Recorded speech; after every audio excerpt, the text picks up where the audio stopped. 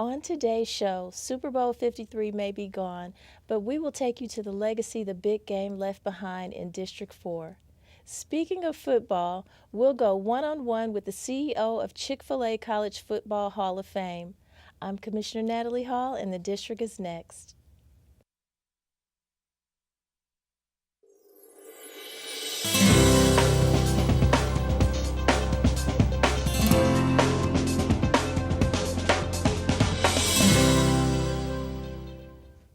Welcome to the district.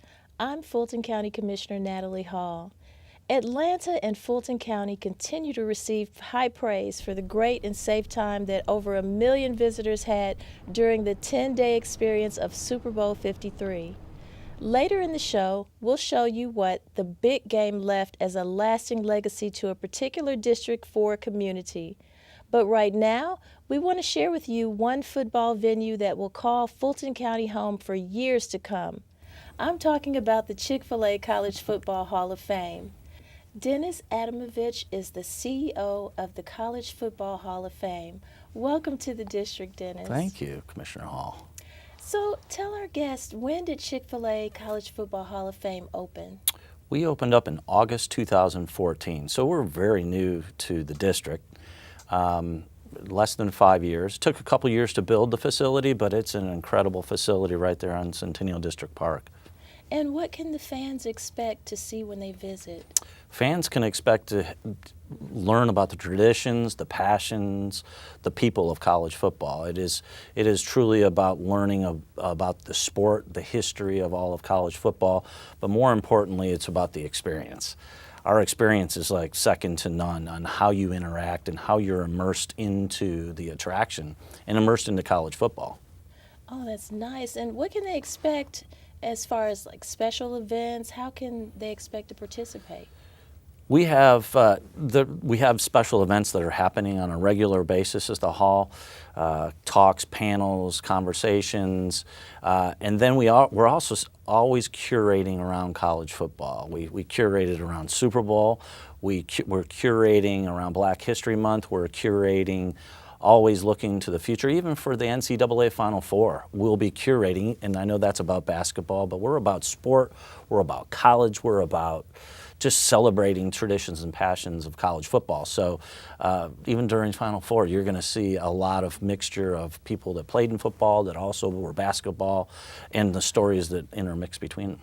And so I know that the college football's 150th anniversary is coming up this year. 150 years. This year?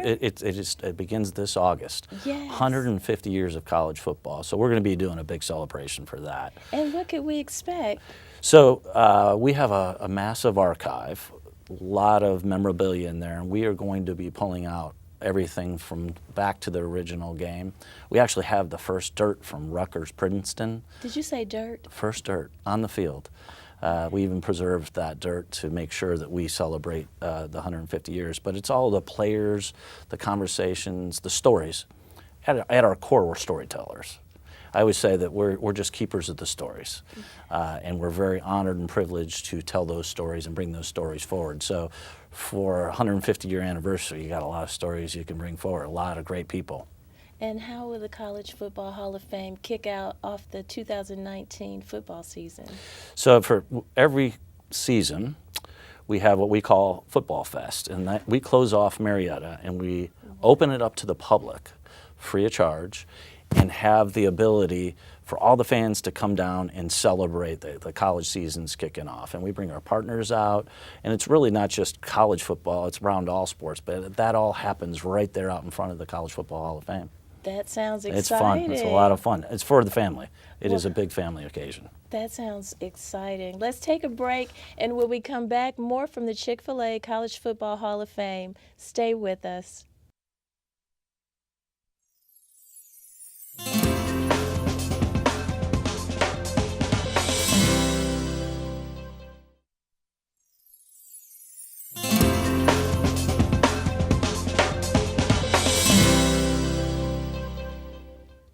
We've been talking one-on-one with the CEO of the Chick-fil-A College Football Hall of Fame.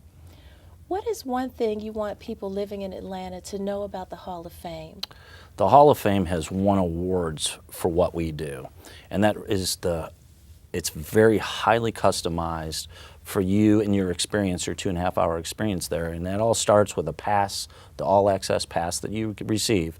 And you pick your team, and as you're going through the attraction, it is customizing everything for you and your team. And it's always going to pull you up to your team first and foremost.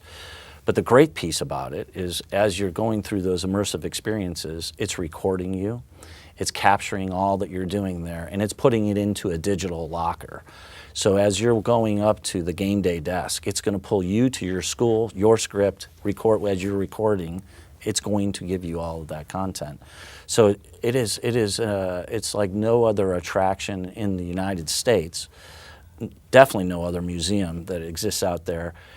And it's all because of how immersive it is and what the experience is about. So I always tell people, we're all about the stories. We love telling the stories, but beyond the stories, you come and it's incredibly immersive, especially for today's generation, of how they take content and use content and immerse themselves into content. That's what we're all about. So the 2.5-hour stay that you're there is all being captured, and it's yours to take away and share with your friends later on. And most people don't know that. When they hear a museum, they think it's a one-way experience. We are a two-way experience. That sounds awesome. The technology must be phenomenal. And so what do you want educators and principals to know about the College Football Hall of Fame? Our entire program for educators is built off the team's STEM curriculum, which we call teams. And students learn that in the class. They then come to the hall as an experience, learn more, and go back to the class and finish out that curriculum. So it takes education to a new level because they're learning as they're having fun. But as you go throughout the experience, the 2.5 hours, you're learning all of that STEM curriculum under what we call teams. And it's fun. It's educational. That sounds great. So we have to make sure we get all of our Atlanta Public School and Fulton County schools at all grade levels, elementary, middle, and high school. So it's not just, it's customized for each of the levels. That's great to know, from elementary to high school. Yes, all the way through. Good. And so where can people find more information about the Chick-Fil-A College Football Hall of Fame? I encourage everybody to go to cfbhall.com. We have stuff changing every day. There's something always happening at the hall, so go to cfbhall.com and learn more. All our information's there, the curriculum education's there, all of our panel conversations. But go to the website. It's updated every day. Well, I'm really glad and excited to have the partnership with you at Chick-fil-A College Football Hall of Fame, because we will get our seniors over there, and I know they're going to enjoy it. But do you have any additional final thoughts? Well, I love that we're kicking off a whole new program together. As much as we love the younger generation and the educational piece of what we do, we are about stories over 150 years now, so it's something for everyone. Yes, definitely. Well, Dennis Admovich, thanks for joining us. Thank you for having me. And when we come back, a look at the legacy Super Bowl 53 left behind. Stay with us.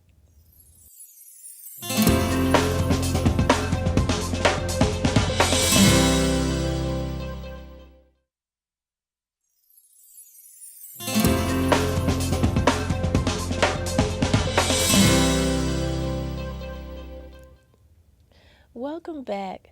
Fulton County is proud of our departments for their hard work and dedication to ensure that Atlanta hosted a successful Super Bowl 53. From our emergency management and emergency services agencies to our Board of Health and law enforcement departments, Fulton County served a critical role in that 10-day experience. But our District 4 office is especially happy about the legacy left behind by the National Football League in one of our legacy communities. I'm talking about the newly renovated John F. Kennedy Park in Atlanta's historic West Side. FGTV's Greg Thomas has the story. So y'all get your shot. When the NFL commissioner, the Falcons owner, and Atlanta mayor cut the ribbon on a renovated park in Fulton's District 4, you know the District 4 commissioner is there to support. This park is really important for Fulton County because of the simple fact that it serves our community. Our Fulton County residents will have the opportunity to use this park, as well as our senior center, which is right across the street from this park. The newly renovated John F. Kennedy Park in Atlanta's historic West Side is now open. The park rebuild could not have happened without a $2.4 million grant from the Atlanta Super Bowl Host Committee, the Arthur M. Blank Family Foundation, and the NFL Foundation. This was an opportunity for us to give back and create a legacy here in this important part of town.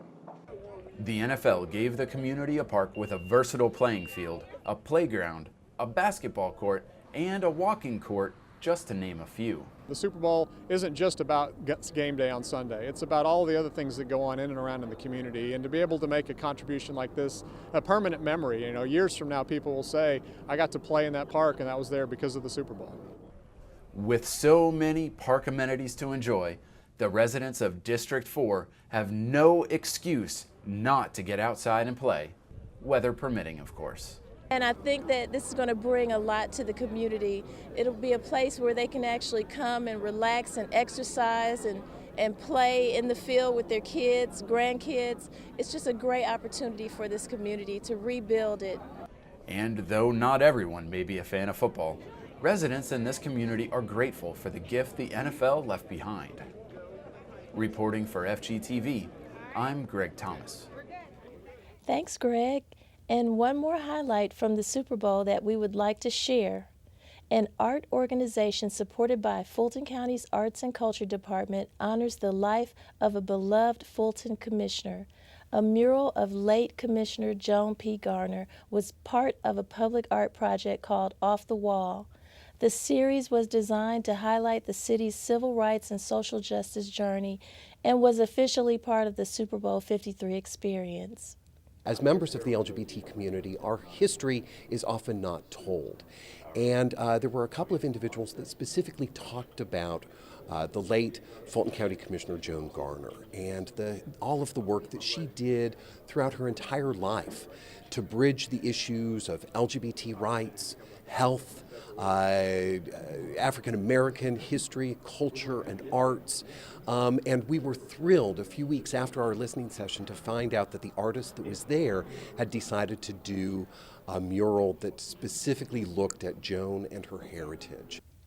Commissioner Garner's mural at the condo building on Metropolitan was a tribute to her work advocating for LGBTQ rights and creating the Fulton County Task Force on HIV/AIDS.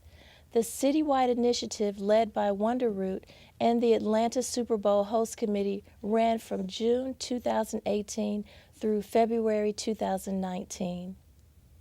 That's our show for today. Special thanks to our guests for joining us, and a special thanks to you for watching.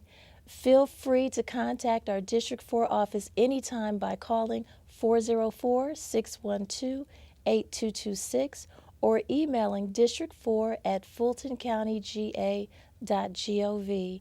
And be sure to connect with us on Instagram, Facebook, and Twitter at FulcoD4. Until we meet again, I'm your District 4 Commissioner, Natalie Hall. Thanks for watching the District.